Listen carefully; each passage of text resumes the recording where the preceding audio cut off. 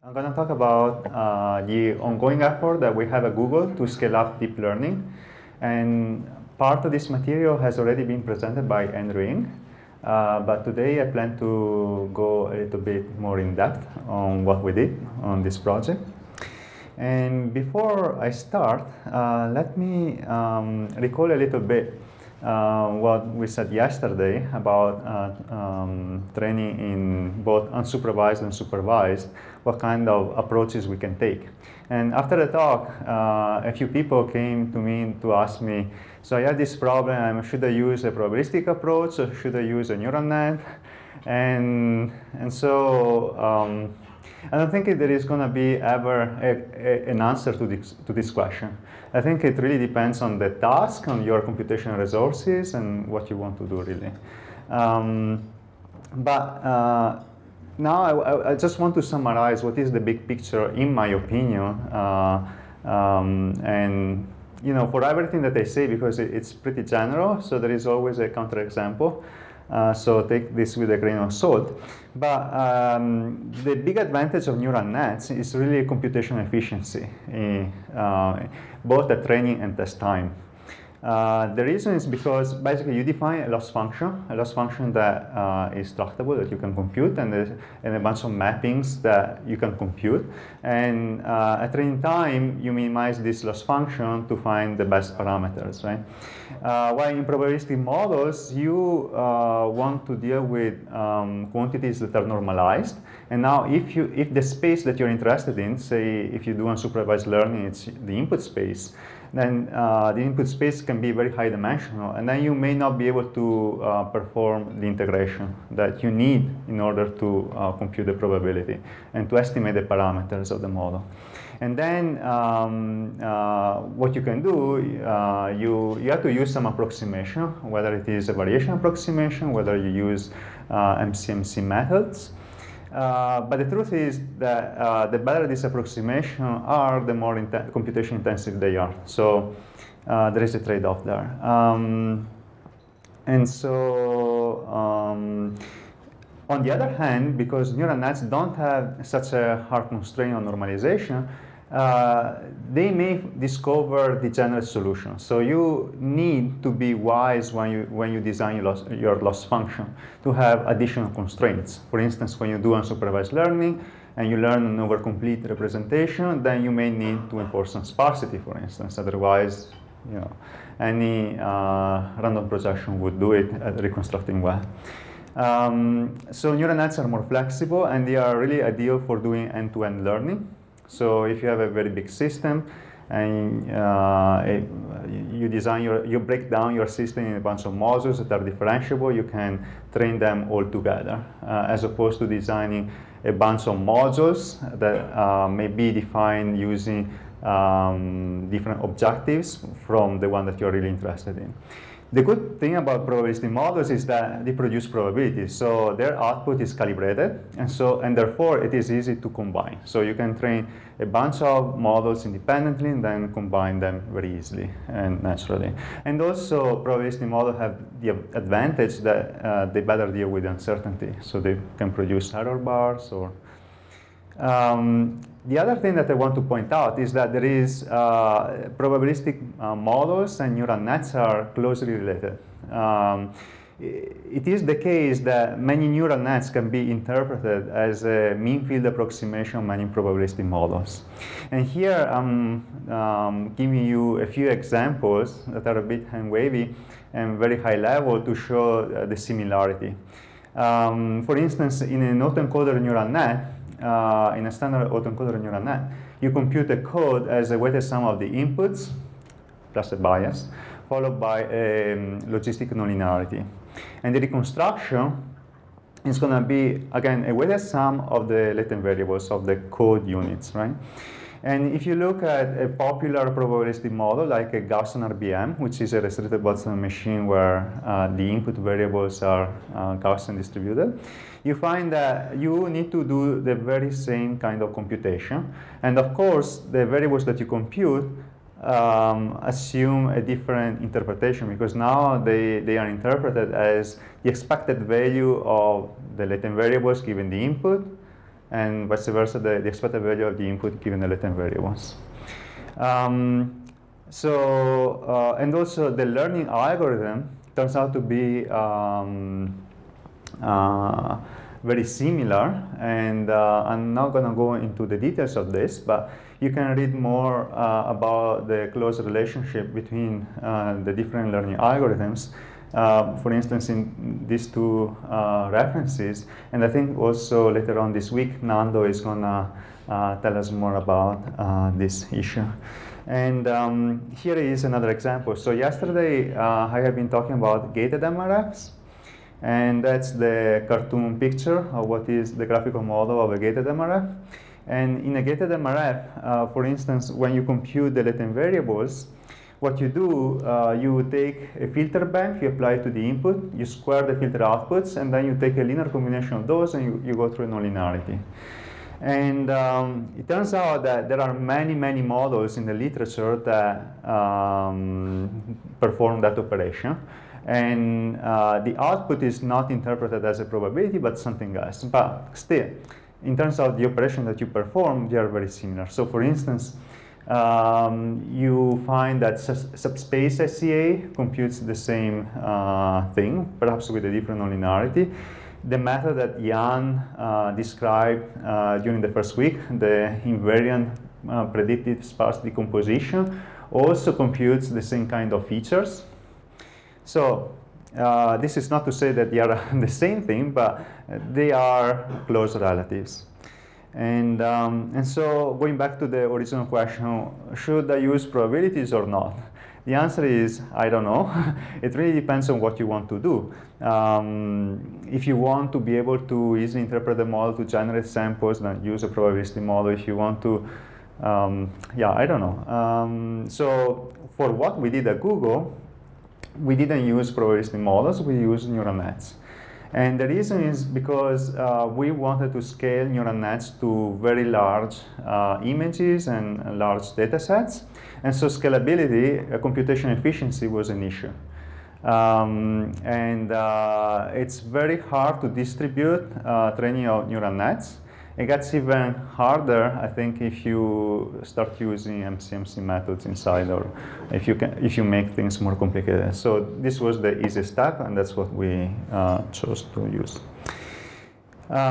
So since we are going to talk about neural nets for vision, let me remind you what are the key building blocks there. So of course you do some sort of local filtering in the image, but then there are other modules that are very important when you want to represent images. One building block is the pooling. So what pooling does, so imagine that you have an image and you apply a bunch of filters, and these nodes here represent filter outputs. What you would like to extract from the image is a representation which has some notion of invariance. So you want the representation to be invariant to local deformations of the input. So for instance, say that these filters are an eye detector. Then if you want the representation to be invariant to the precise location of the eye, what you can do is you take these filter outputs and, for instance, you average them. So this magenta node is computing the average of these filter outputs in this local neighborhood. So now you can shift the image, and these values would change, but not this value, this node. So doing average pooling is one way to achieve invariance. Max pooling is yet another one. But what works very well to produce representations that are really robust to local distortions is the L2 pooling. So in L2 pooling, you take a neighborhood of filter responses, and the output is a single value. And this output is going to be the square root of the sum of the squares of the filter outputs that fall in this small neighborhood. It seems a bit magic if you haven't seen before. And later on, I'll have a slide that shows why this is something good to do. Another interesting building block, and this, by the way, is again something that is reminiscent to to the gate that we are seeing yesterday, because again, it is just the same kind of computation that you take the linear combination square filter outputs, where this nonlinear function f is not a sigmoid, as we have seen yesterday, but here it is a square root.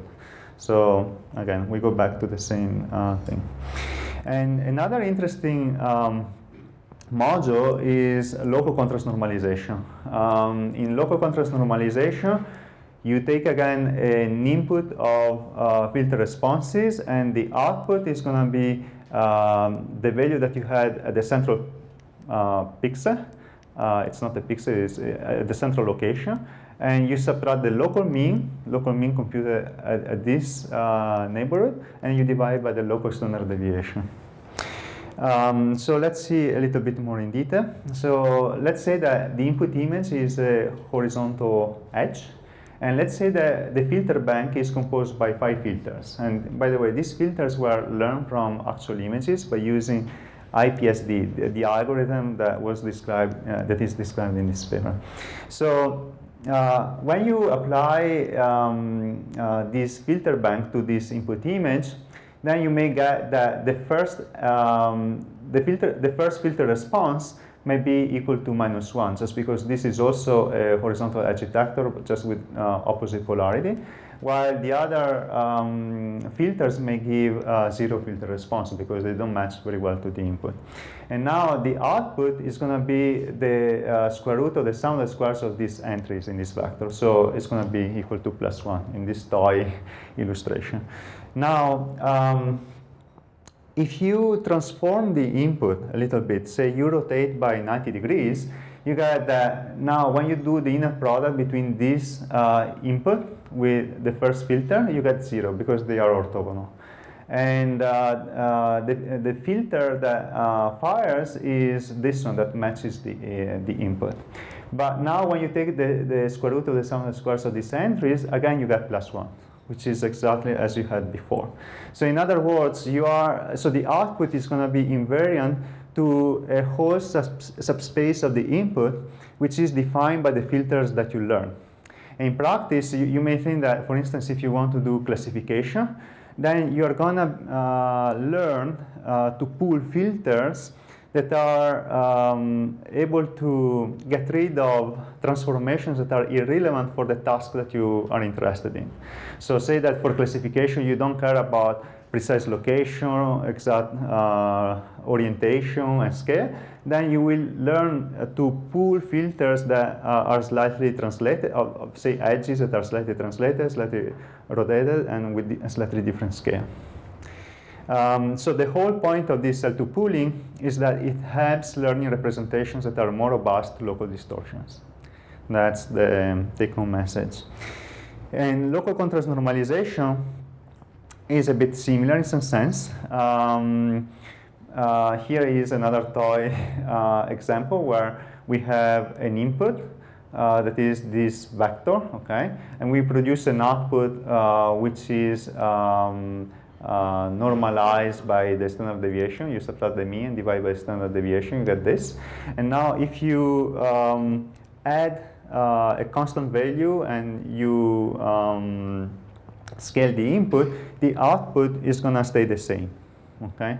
So again, local contrast normalization helps you reducing the effect of different contrast in the input image, also at the different stages of the neural net. And it has also a more subtle effect, which is sparsification. Because you divide by the standard deviation, if you have an input which is small, after you divide by the standard deviation, it's going to become even smaller. So the effect of the local contrast normalization is to make the output more invariant to, say, affine transform, I don't know, local transformations of the inputs, but also it has a sparsifying effect. And so putting all together, L2 pooling and LCN, they really help learning more invariant representations. And this is what we are after in computer vision. So what we wish to extract from the image is really a representation where that is rich, that represents abstract concepts. And the problem with the pixel representation is that there is a lot of variability that is just due to pose, to illumination, and eventually we would like to factor that out. So perhaps we have a representation that has maybe that information, but also the object identity. And if we want to extract that kind of information, we need to extract invariant representations. Yes? When you do the contrast normalization, are you doing it to the output to those L2 pooling stages or to the subunits that are feeding into them? What we actually do is at the output of the L2 pooling. But you may want to do it also before. If you do it before, you retain information about the phase, how features relate to each other. If you do it after, you simply normalize your data so that it's like a widening within the stages of the neural net. So yeah, so I come back to this later. Yeah, that's a good question. So indeed, this is one stage of the neural net that we use, and that is pretty much everybody has converged towards this kind of architecture in the past 2-3 years. And so typically there is a filtering stage where you have a large image and you apply local filters. And if these filters can be convolutional, so you can swipe the filter over the whole image, and that's kind of Jan LeCun's approach. Or we may have local filters that are not shared across different locations, and that's what we did in this project actually. But so there is some local filtering. At the output here, you have a bunch of filter responses, of course, at different locations for the different filters. And then we have a pooling. This pooling can be average pooling, max pooling, L2 pooling. And then on the top of the pooling, we have the local contrast normalization. But as Bruno mentioned, actually we can put the local contrast normalization before the pooling, and you would extract different properties from the image.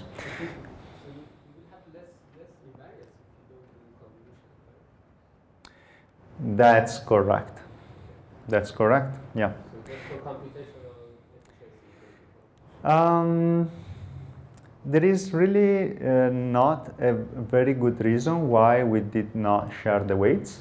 So we got invariance by doing the pooling. So the pooling will learn to get rid of the translation invariance. In practice, we learn, as I'll show later, we learn this network on images that have size 200 by 200, 100 by 100, something like that, and then we would use the network convolutionally. So we do convolution, but just at a larger scale. Okay, and then so this is one stage of the neural net. And then the whole system is going to be the cascade of a couple or 2-3 stages like this or more. I'm not aware of anybody who used more than 3 stages. And if you're interested in doing classification, then the standard approach is to add a linear layer on the top that maps the features that you get here, whatever they are, to the number of classes that you want to predict. And then you would define a loss function that is cross entropy or any loss function that is suitable for classification. You would backpropagate through everything, because the nice thing about these more custom building blocks that I described, this L2 pooling, local contrast normalization, is that they are differentiable. So you can backpropagate, you can compute derivatives and backpropagate everything through them. In fact, the typical learning algorithm is by stochastic gradient descent, where you take a small mini batch, can be even batch size equal to 1. You compute a forward propagation through the network. You compute a backward propagation. You compute the gradients, and then you update the parameters, and you keep cycling through that. And depending on your loss function, you can do supervised learning, unsupervised learning, depending on what you want. And in the recent years, there has been a lot of work using a similar architecture by different people and achieving very good results for different applications. And so what are the limitations and of this kind of method?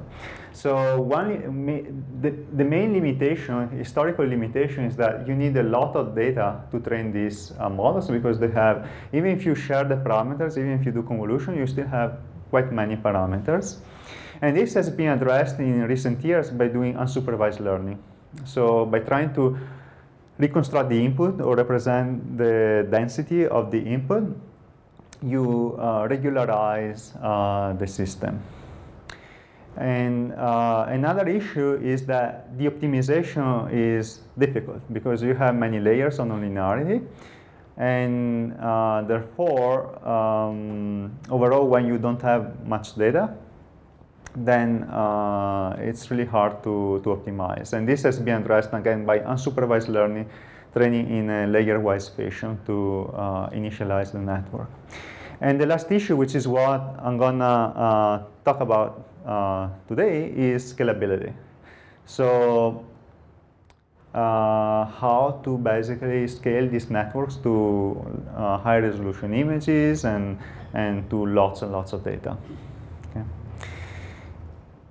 And so the main motivation at Google to investigate very large scale learning with deep networks is that we observe that the more features you have for image classification and for other tasks as well, the performance is always gets better.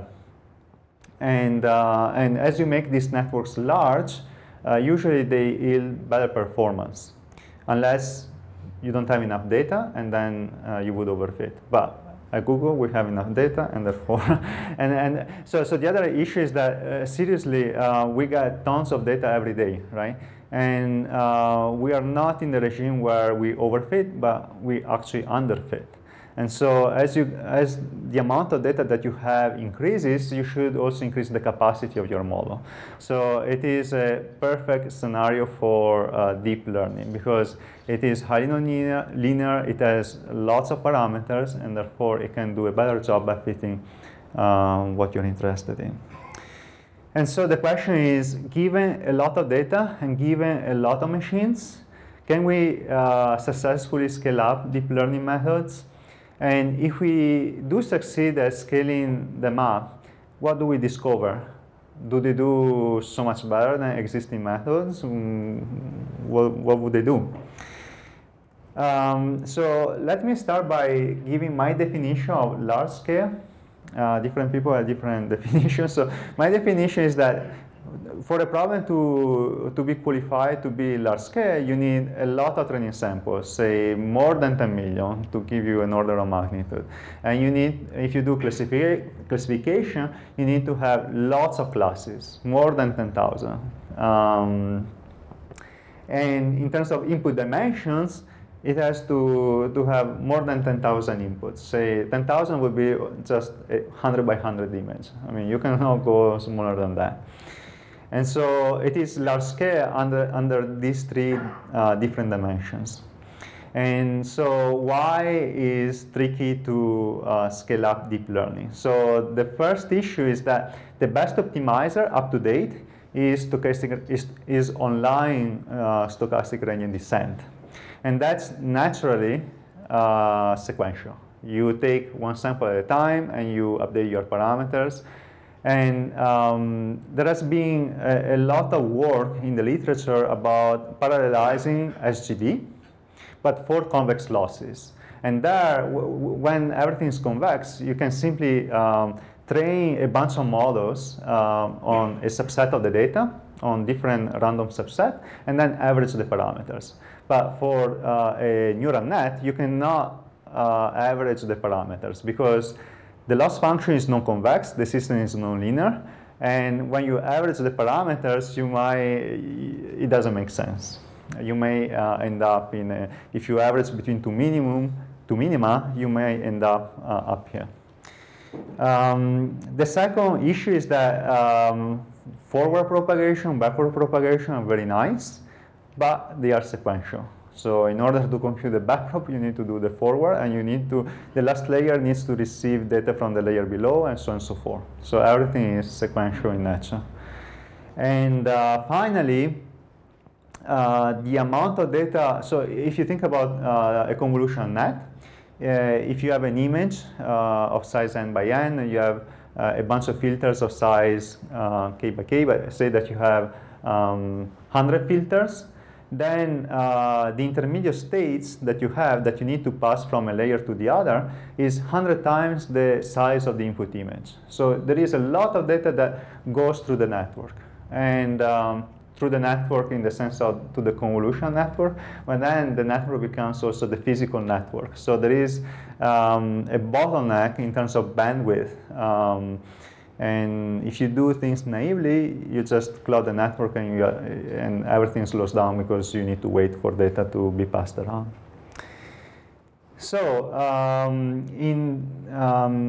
what we did then is to distribute across different dimensions. So let's assume that you have a network, say a standard neural net, but the neural network is locally connected. So every node is connected to a small patch of the input. So now my input is 1D for easy of the illustration. But you have that this node is not connected to all input pixels, just to two, just to a small neighborhood. And this at every layer.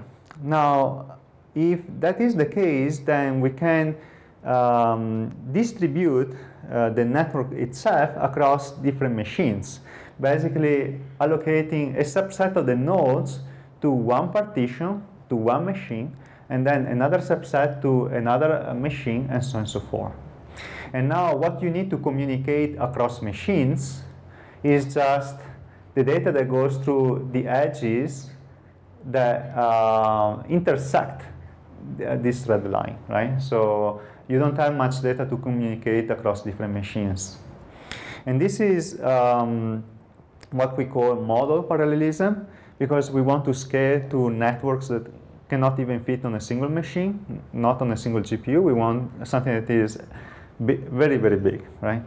And there are some architectures that are more suitable to be distributed in this way. And locally connected networks like convolution nets and other things, not necessarily convolution, but locally connected nets are very much suitable for this kind of parallelization.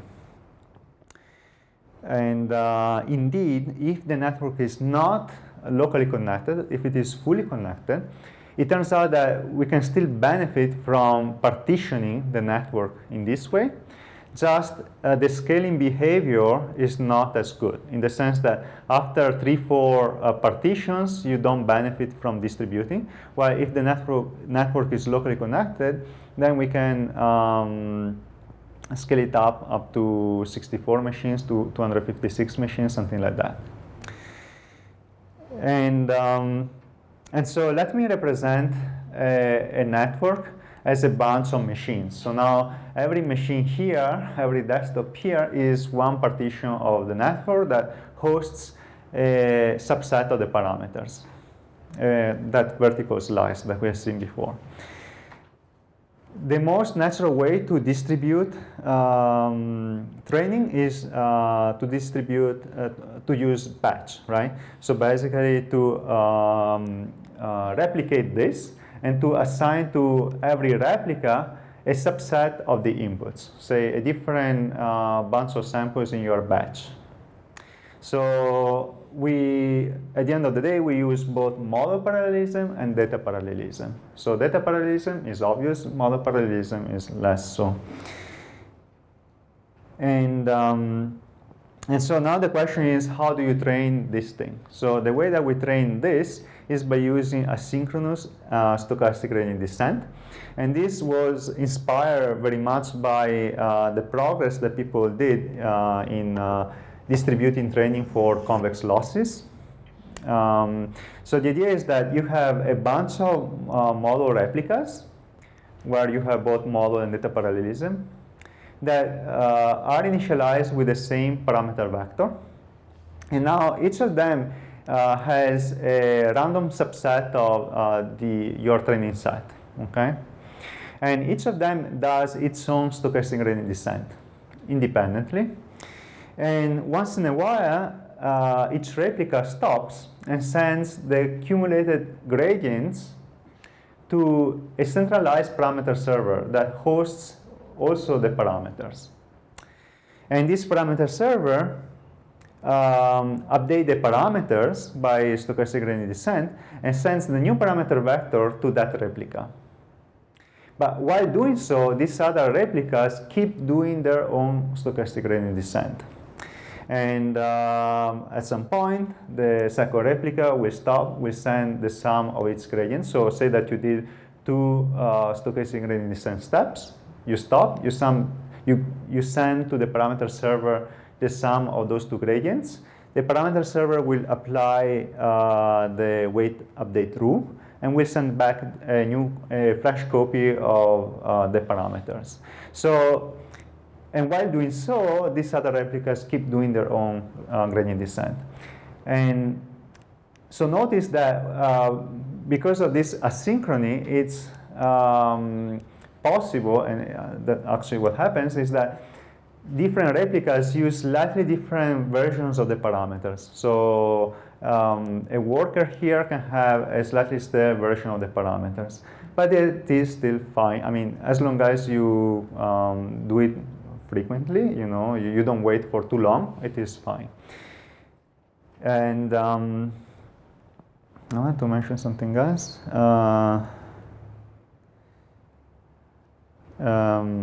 Yeah, okay, I can't remember now. Yeah, so the other thing is that if you think about, so if every worker here is divided, is partitioned in a bunch of machines, and what we want to do is not to send all parameters at once, because this would clog the network. So if this was one machine and this would be 100 machines, then you would have a lot of data going through that one machine. So what we do actually, we shard also the parameter server, and we further asynchronize the communication. Basically, we can have one shard here in this worker communicating with one shard of the parameter server, and another shard here communicating to another parameter server. So everything happens in a totally asynchronous way. And this is good because in practice at Google we don't run on dedicated machines, so machines can very likely crash overall when you run for a long time on many machines. And so this method is very robust to slow machines, to machines that crash and later on reappear. And so if one machine, say that these machines crash, okay, the parameter server still keeps updating its own parameters. That doesn't need to wait for the slow machine. When the slow machine wakes up, it can fetch a new parameter vector and keep doing its work. So that's why this is fast. So one problem is that we need a way to compute a per parameter learning rate. And the reason is because of this sharding of the parameter server and high asynchronous mode, we have that different parameters can be updated a different number of times. Moreover, different parameters in the neural net need different learning rates because, for instance, if you do classification, you can imagine that parameters at the very top of the neural net have a strong influence on the output of the classifier, while a parameter at the very bottom has barely any influence on the final prediction. So you need to scale the learning rate so that you bump up the learning rate for the bottom weights and you shrink a little bit the learning rate for the top parameters. And so a method that has been very good for us, it's really funny how the formulas get scrambled. Well, all right, that's what it is. So a method that we use to adjust the learning rate automatically is called Adagrad. And I think also Jason referred to it during his talk for training Wasabi. So this Adagrad basically estimates the diagonal of the Hessian. Okay, so it works like this. So you have a learning rate that is per parameter and also is updated at every iteration. So I is the index of the ith parameter, and t is at the t update of stochastic gradient descent. And so this is the stochastic gradient descent update rule, where you say that the new parameter is the old one minus some learning rate times the gradient that you compute. But now this learning rate is actually the ratio between a global learning rate, which is equal to 0.1, divided by something, and this something is the square root of the sum of the squares of the gradients that you have seen so far. So it's the cumulative sum. So basically, if you get very small gradients, okay, then the overall learning rate is going to be very large, right? Well, if the gradients are very large, then you're going to shrink the learning rate. So this has the twofold effect. It computes a per parameter learning rate, which is very nice when you have multiple layers, but also it automatically anneals the learning rate, because the longer you train, the more the learning rate shrinks. So it combines both effects. In practice, I think that there is really, so the funny thing is that, so this method was proposed by John Ducci and Joran Singer for, I guess, strongly convex loss functions. And it's really funny because it has worked so well for non-convex problems like ours. Later experiments show that actually there is really nothing magic about it, because you can replace it with other similar formulas.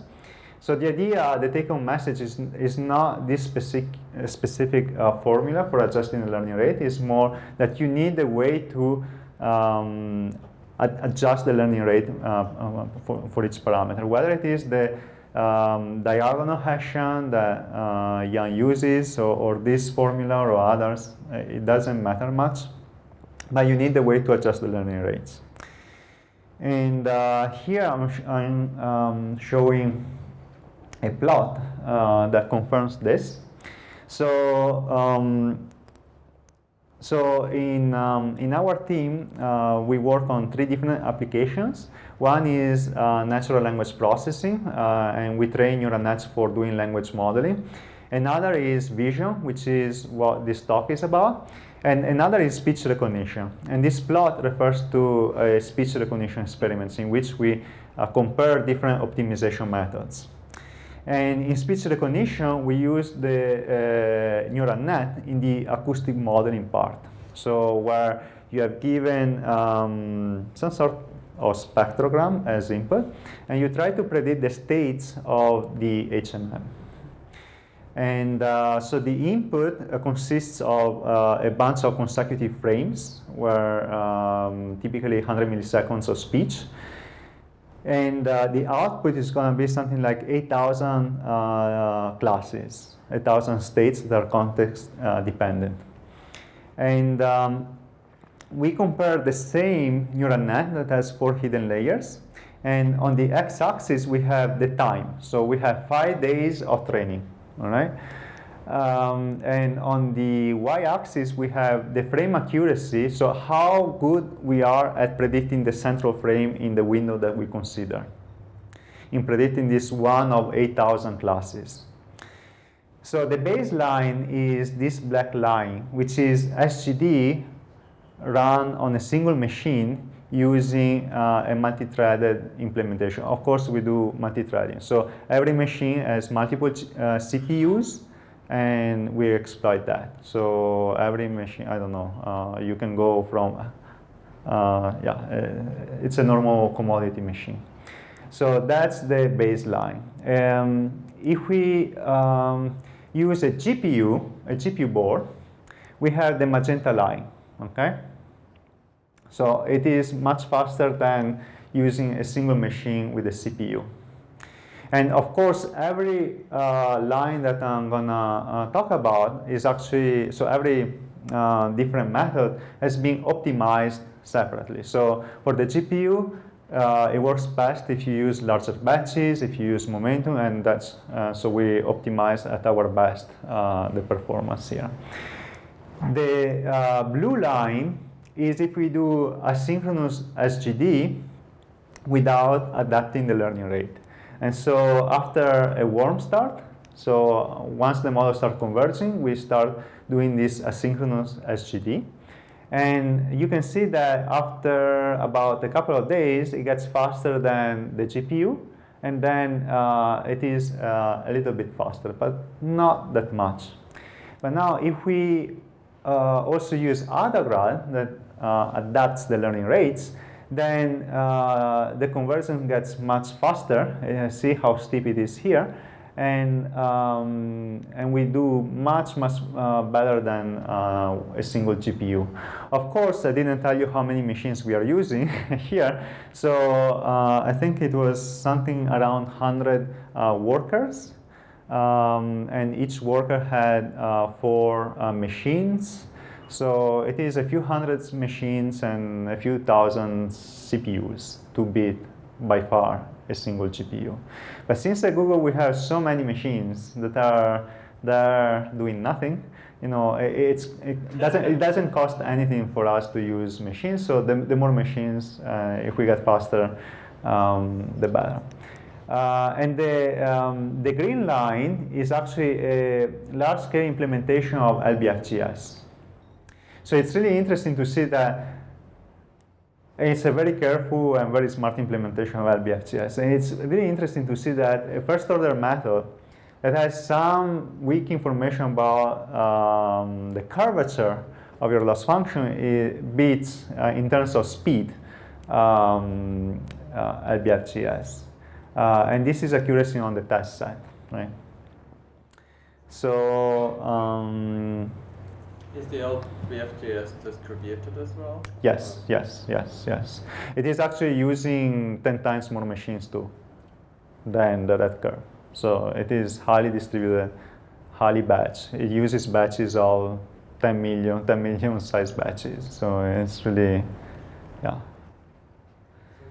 don't know if LBFGS does also adjust the learning rate in that? LBFGS doesn't have learning rate. It does do line search, and we do that, but it doesn't have a learning rate. So it is a batch method where you you keep a cache that stores the previous gradients that you have seen previously, and basically using that, it builds a low rank approximation for the Hessian, for the inverse of the Hessian. And so it is a good way to, without computing the Hessian, to have some information about the curvature. Any other question? Yeah. Training error. So on this data set, because on this data set there is not much difference between training and test error actually. So it's about the same behavior. Yeah, so there is not much overfitting, there is not much, yeah, it's very much similar. Okay, so that's pretty much how we train and how we distribute big neural nets. And now what do we do with these big neural nets? So we were inspired by work in neuroscience. And in particular, there was this paper a few years ago by Quiroga and collaborators in Christopher Cox in Caltech here, where in the abstract they say the following.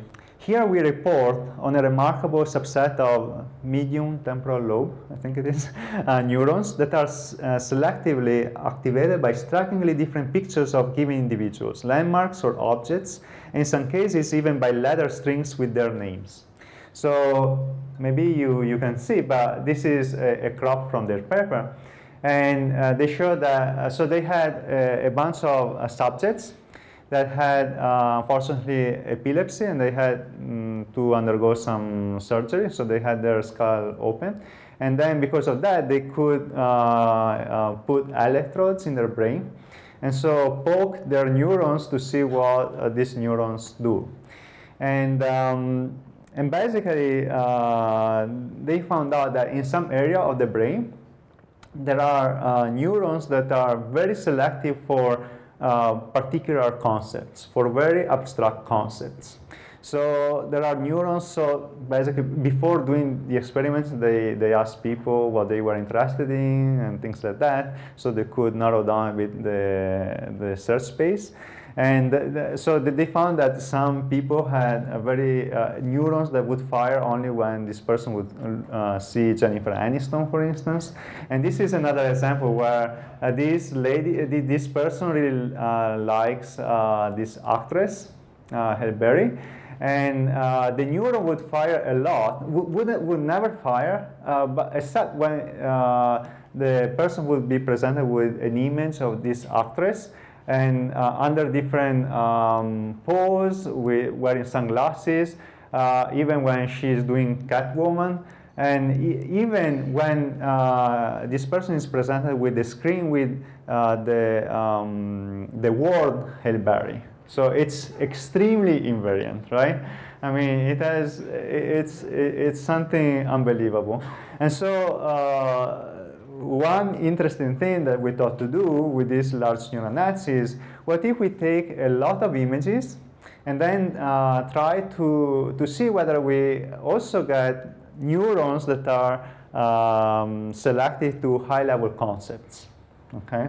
Is it possible? Is it just a matter of making the network larger and to feed more data that you get this kind of selectivity? And this is the holy grail of vision, because if you had a representation that is so invariant to different poses, to whether you wear sunglasses, even the writing, then you could do a lot of good things with it.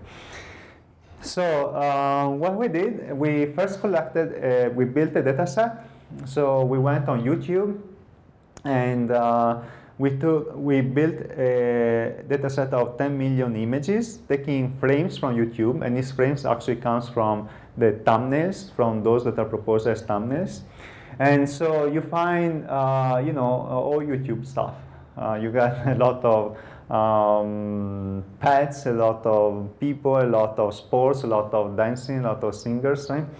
And so we have these kind of images that are maybe images that we are familiar with the natural distribution of internet.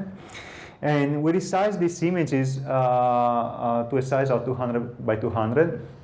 So it's not 1000 by 1000, it's 200 by 200. And we don't have any label, okay? It's totally unlabeled.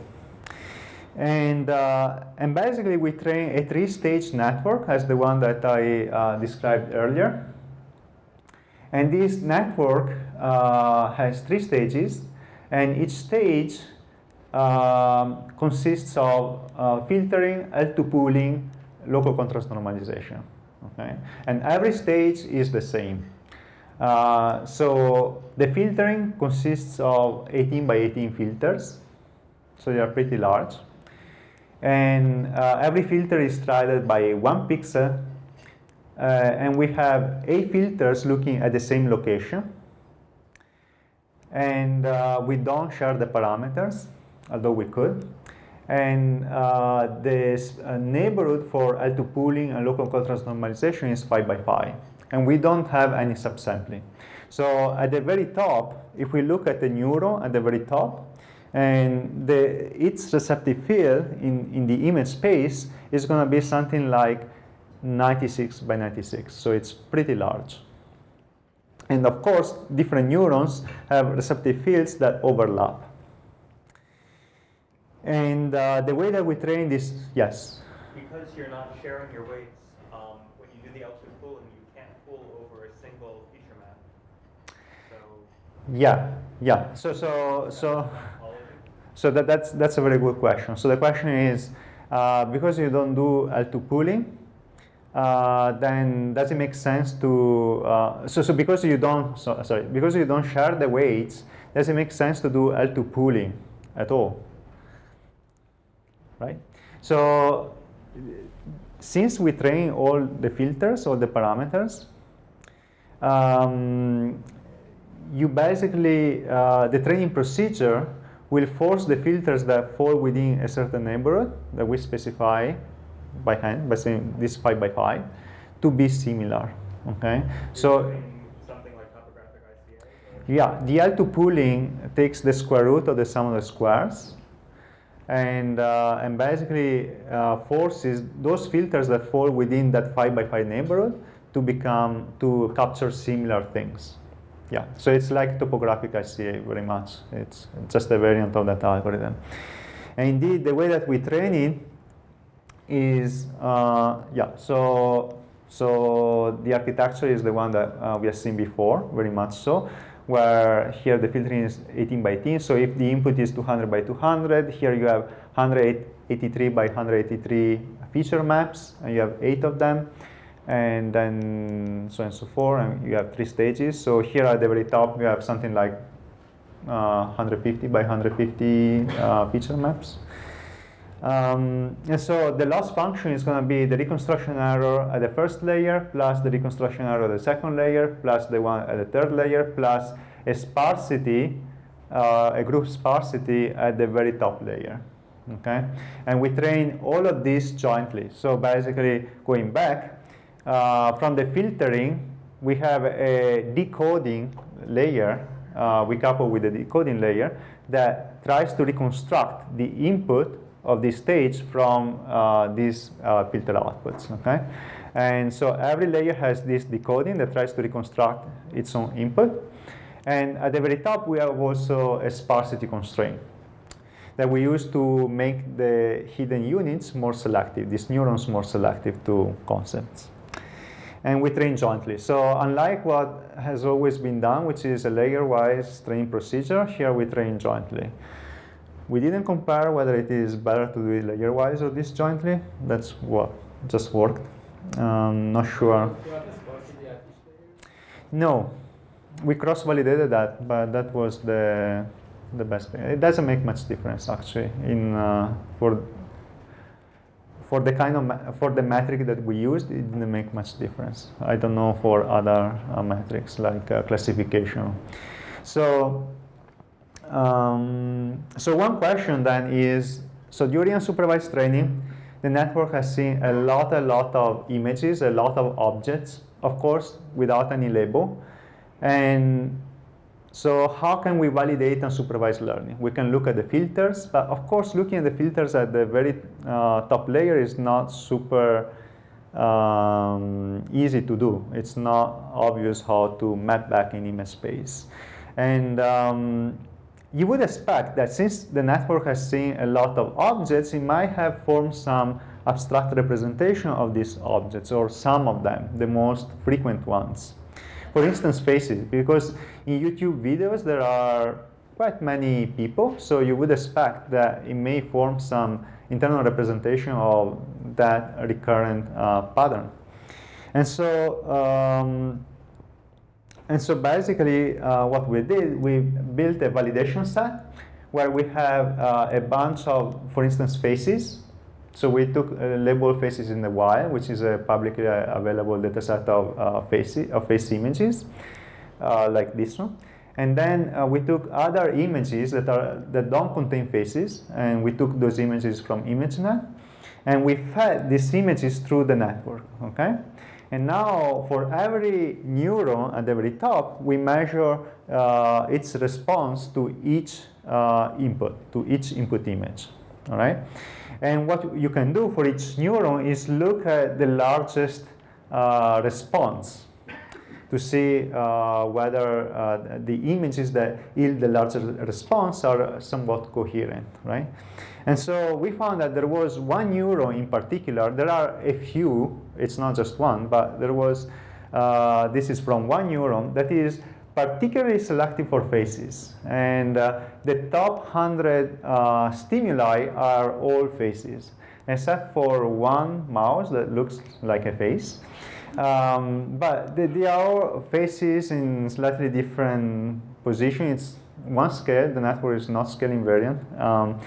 But still you get different poses and different lightings. And if you take the average of those faces and then you start an optimization to find what is the input that best excites that neuron, you find that you find this creepy face. So that neuron really likes faces. Yes. Did you try starting the optimization from an individual face instead of from the average? No. Well, I had to say that so I don't want to take the credit. So the majority of these experiments were done by Quackley, actually. So he's the main contributor of this work. He told me that he didn't try that. What he tried was to start at random. And starting at random didn't go very far because the space is very large, and so it's really hard to optimize. Yeah. Yes. I guess it's worth pointing out that in the case of the Halle-Berry cell, it's almost surely, just by virtue of statistical sampling, a network phenomenon as opposed to a single neuron. In other words, there's probably a lot of neurons that are in some way responding to Halle-Berry in some complicated way, just in terms of the comparison to this interesting result. Yeah, I don't know if Bruno has more to add on this, because I think it's a population code. So it's more likely to be not just each neuron doing something totally independent, indeed, but it's more likely to be a population code. When we feed an image, we have, it's not super sparse. So what I'm saying may be a bit misleading, and I agree with you. But, yeah. Have you also tried to use this as a generative model? I know that pooling makes things difficult for generation, but So generating from this, we have not tried. We have not tried. So when we train, when we train by somewhat generating, because we try to minimize the reconstruction error, but we do it at every layer. We could also try to reconstruct the actual input, as people do with deconvolution nets, but we haven't done that. How do you do deconvolution net? I mean, when you pool, Basically, it's like Bruno's thesis, I think, with the what's the name, the circuit, the routing circuits. So basically, they remember the position of the pooling, how you pool. So they remember both the what and where, so that they can reconstruct. So they remember, for instance, if you do max pooling. So if you do max pooling, then you can remember the arc max, not just the max, right? So Who's they in this case? who's the? I think Sid was referring to the work by Matt Ziller and Rob Fergus on deconvolutional networks, where they have pooling and they reconstruct from that.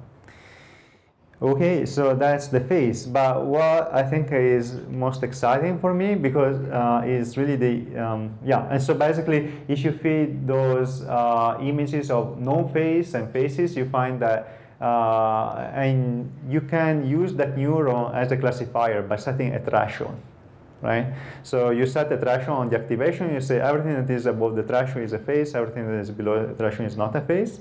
And then you can get a nice histogram where things that are not a face actually are produce a histogram that is pretty separated by those that are actually face.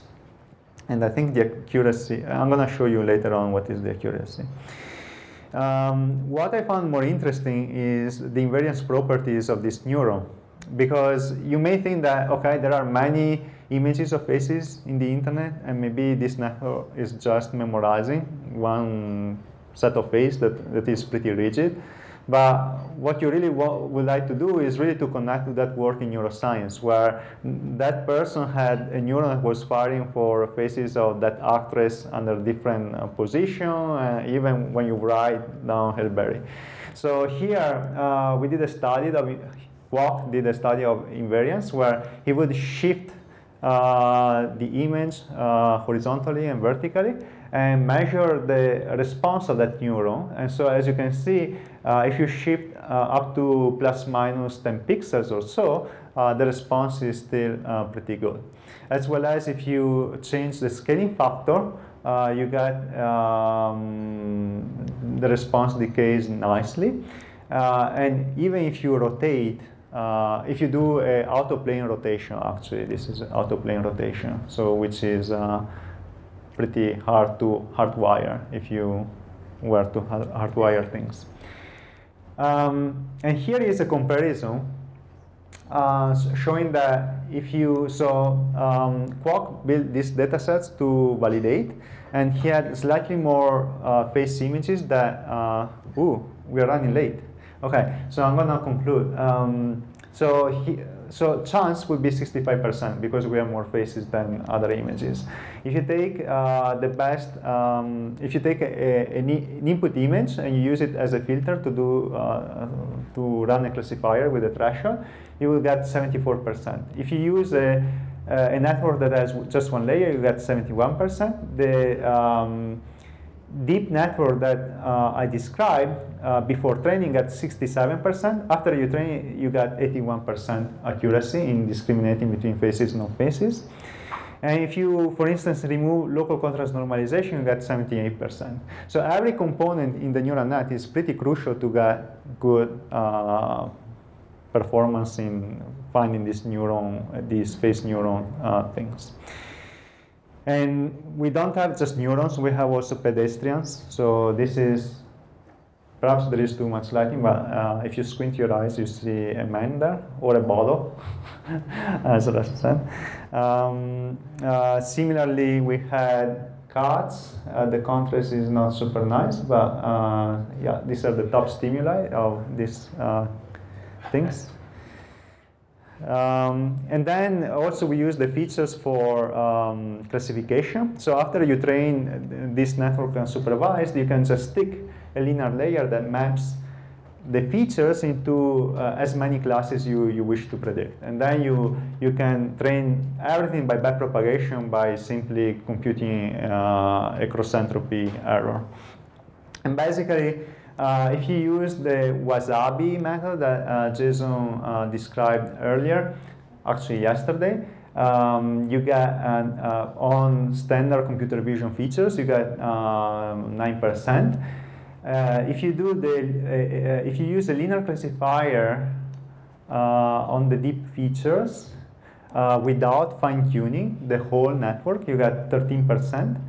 If you actually use if you do backpropagation of the whole network starting at random without any unsupervised pre-training, you get 13%.